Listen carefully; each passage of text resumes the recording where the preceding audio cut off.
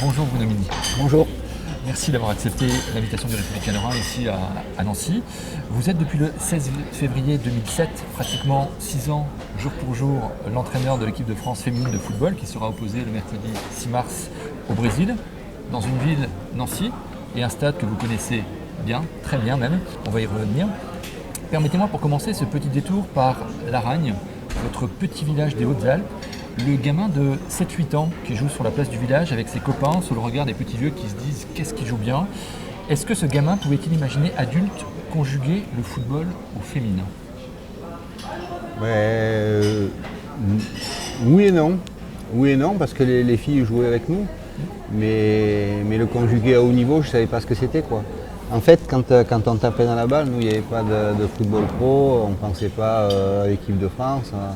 Même si chaque match qu'on faisait à 3 contre 3 ou à 4 contre 4 ou à 1 contre 10 d'ailleurs, c'était la finale de la Coupe du Monde. Mais non, on pensait qu'à une chose, c'était à jouer et à s'amuser, quoi. À quel moment avez-vous compris que votre vie, que votre projet de vie allait tourner autour du ballon rond? C'était familial quand même, puisque mon pauvre père avait été professionnel. Il a joué au Stade de Reims, il a été champion de France en 49, il a gagné la Coupe en 50. Donc chez moi c'était tout le temps l'auberge espagnole. C'était le passage un peu, Laragne, c'était le passage entre le nord et le sud. Donc tous les anciens footballeurs du temps de mon père qui allaient en vacances dans le sud s'arrêtaient. Il y avait tout le temps plein de bouteilles de champagne au frigo. Donc moi j'ai été nourri de ces histoires-là, donc j'ai tout le temps baigné aussi là-dedans. Puis après, quand j'ai commencé à avoir 14-15 ans, les premières sélections avec le district de Provence, les présélections Cadets du Sud-Est, après repéré par l'AS Aix-en-Provence qui à l'époque jouait en première division. Et puis après, présélection d'équipe de France junior et le centre de formation à Nancy. Vous êtes né à Orléans, mais votre deuxième famille, pour reprendre vos propres mots, porte un nom indissociable de la Lorraine et de Nancy. Nous sommes alors en 1973 et vous posez aux valises chez Aldo Platini, le père de Michel. Que vous ont appris Bruno Mini ces années-là? Aldo et Anna. Aldo et Anna, parce que c'est vraiment, voilà. Oui, c'est vrai que j'ai retrouvé la même forme d'éducation que j'avais reçue de la part de mes parents. J'ai eu le bonheur de tomber dans une famille aimante avec mes parents et mes grands-parents. Et vous savez, même quand vous avez 18 ans, que vous vous retrouvez tout seul à Nancy, qui fait moins 112 et qu'il y a des ours polaires, alors que vous êtes habitué à être dans le sud, vous venez d'Aix, ça fait bizarre, quoi. Donc, M. Cuny à l'époque avait décidé que tous ceux qui avaient 18 ans et une voiture partiraient du centre, de la forêt de Haye. Et le club avait acheté 2 maisons à Saint-Max. Donc il y avait une maison qui était avec M. Wenger, je crois, ou Wagner, où il y avait Pissonneau, Perdriau, Orzès, et puis une autre qui était avec Aldo et Anna, où il y avait Michel et puis Hervé Mario. Voilà, donc j'ai retrouvé vraiment un climat familial propice à ma construction d'homme, tout simplement, quoi. Et je leur en sais gré, et je leur en serai tout le temps gré parce que ce sont des gens simples mais extraordinaires. Avant le banc de touche, il y a ceux de l'université. Exerceriez-vous votre métier de la même manière si vous n'étiez pas titulaire d'un diplôme d'éducateur spécialisé justice et d'un Doc STAPS? Alors, je sais pas. Honnêtement, je sais pas, en sachant que j'ai arrêté le foot à 23 ans, quoi, pour reprendre mes études, donc pour faire des études d'éducateur spécialisé. Après, le Doc STAPS et puis le professorat de sport, c'est dans le cadre du boulot. Pour le Doc STAPS, j'ai fait une VAE, vu mon expérience. Après, le professorat de sport, c'était la suite logique.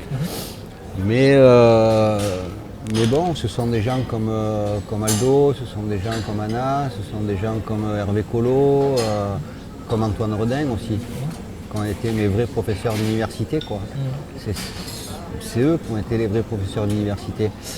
Après, il y a une rencontre aussi avec, en première et en terminale, quand j'étais à Aix, avec un professeur de littérature, M. Prats, qui m'a vraiment donné le goût de la poésie, de l'écriture. C'est absolument magique parce que je n'ai pas revu cette personne depuis 20 ans, 30 ans.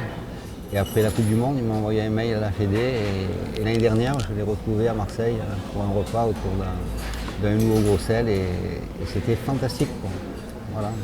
Puis il y en a d'autres, il y a Albert Batteux aussi bien sûr, qui a été important aussi pour la magie des mots. Je préfère partager les idées plutôt que de les imposer. C'est un certain Claude Onesta en juillet 2011 devant nos caméras au siège de notre journal qui définit ainsi son rôle de sélectionneur. Pourquoi vous sentez-vous si proche du sélectionneur des experts? Parce qu'on est un peu frères d'armes, quoi, il me semble. Voilà. On se voit de temps en temps, on s'appelle de temps en temps aussi. Et on a un peu la même philosophie de la vie et puis de la façon dont on peut, pas diriger un groupe, mais accompagner un groupe. Tirer le meilleur du groupe? Oui, et puis accompagner un groupe, quoi. Voilà. Bon. On reste sur les parquets et toujours à Metz avec son homologue Olivier Kronbolz. Il y a pratiquement un an, jour pour jour, je l'interroge devant nos caméras sur son stress qu'il s'évertue à ne pas communiquer à ses joueuses. Je suis un grand malade qui me soigne, me dit-il. Quelle est justement la part de l'émotion dans votre management? On dit que j'ai beaucoup d'empathie. Mais bon, enfin, je crois que j'ai comme tout le monde beaucoup de défauts. Par contre, je me reconnais une qualité, c'est que je suis quelqu'un de partage. Et si je ne partage pas les choses avec les gens, l'aventure me plaît pas trop, quoi.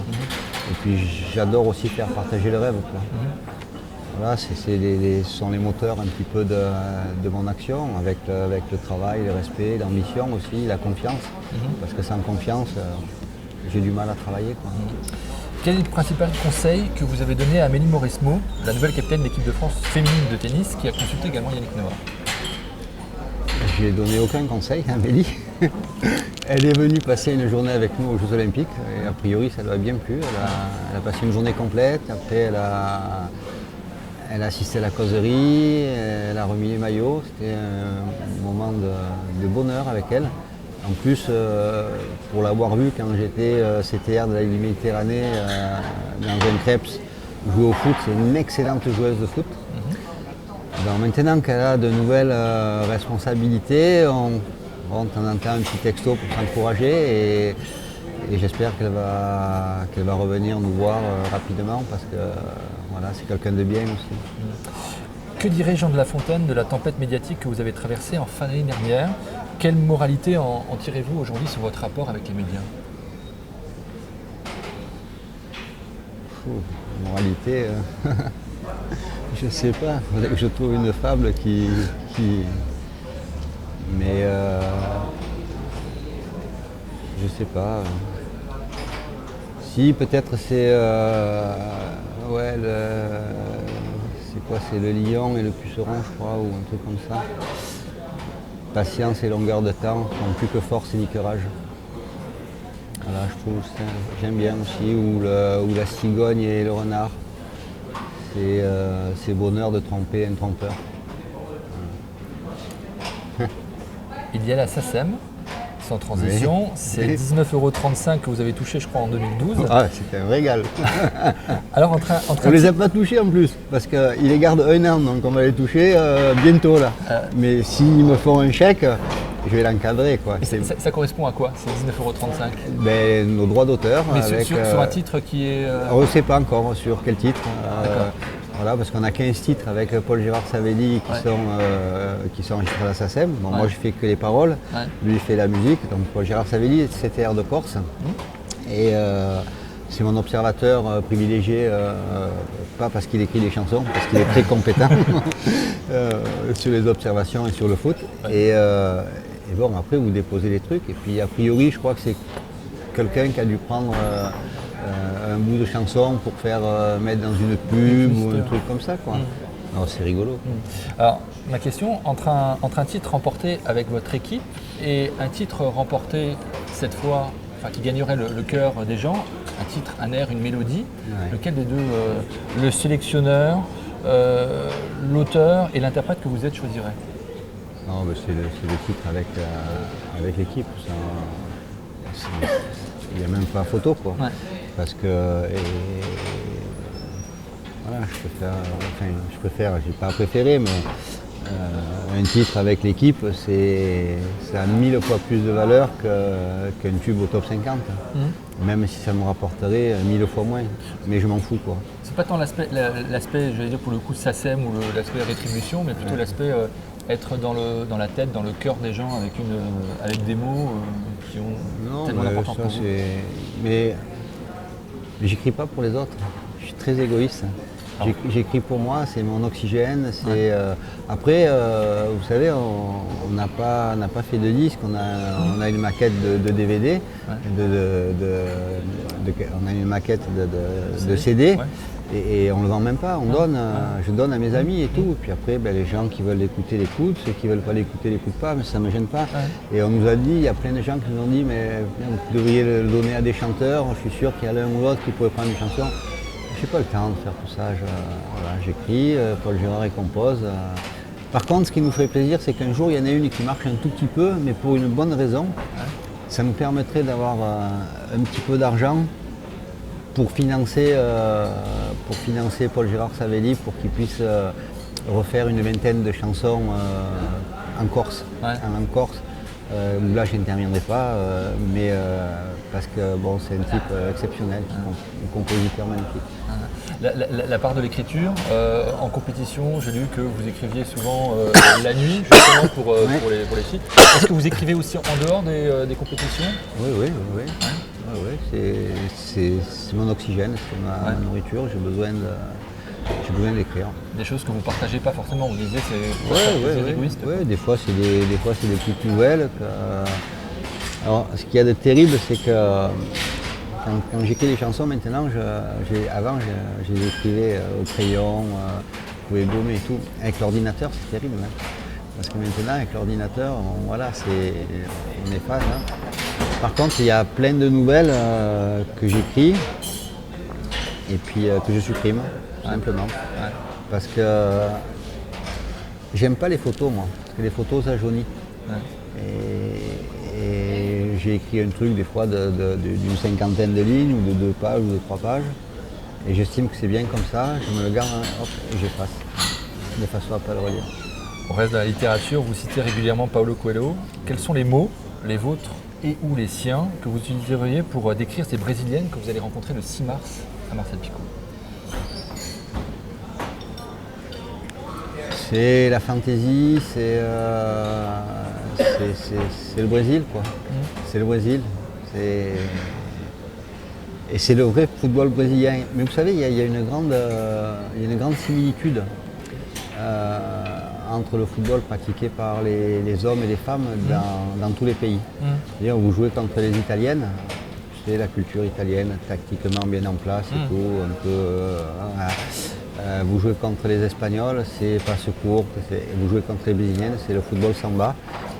Des fois, défensivement, un petit peu absente parce que c'est pas leur souci. Donc, comme nous, on est un peu comme ça aussi, je pense que ça risque de faire un joli match. Dernière question, en 1991, William Scheller compose Un homme heureux. En 2013, le bonheur et le développement du football féminin doit-il forcément rimer avec un titre ou une médaille? C'est ce que les gens disent. Vous savez, on a été très blessés de ne pas avoir ces médailles au jeu. Mais c'est peut-être en cela aussi que je peux paraître décalé vis-à-vis de certains collègues. Moi j'ai dit, quand on a tout donné et que ça n'a pas suffi, est-ce que c'est pas noble de perdre? Et est-ce que c'est pas respectable de perdre? Voilà. Après, le ballon est rond pour tout le monde. On sait que ça ne tient pas grand-chose d'un côté comme de l'autre. Donc si on a le titre, on va tout faire pour avoir un titre. Mais si on n'en a pas, vous savez, après la vie d'un sélectionneur, dans le temps, c'est limité. Il y a des gens qui ont travaillé avec moi, avant moi, qui ont fait du boulot. Il y a des gens qui travailleront après moi. Moi, j'aurais fait ma part. Et je pense que, on fera le bilan quand j'arrêterai, mais déjà en 5-6 ans, pas mal quoi. C'est quand même pas mal. Quand je vois que pour Nancy, là, on est à 10 jours du match, il y a 11 000 places déjà. Moi j'ai vécu des matchs à 200 personnes. Hein. J'ai vécu des conférences de presse, quart de finale de l'Euro, un journaliste. Et parce que la fille était de l'UEFA.com. Donc voilà quoi. Merci beaucoup. Je vous en prie.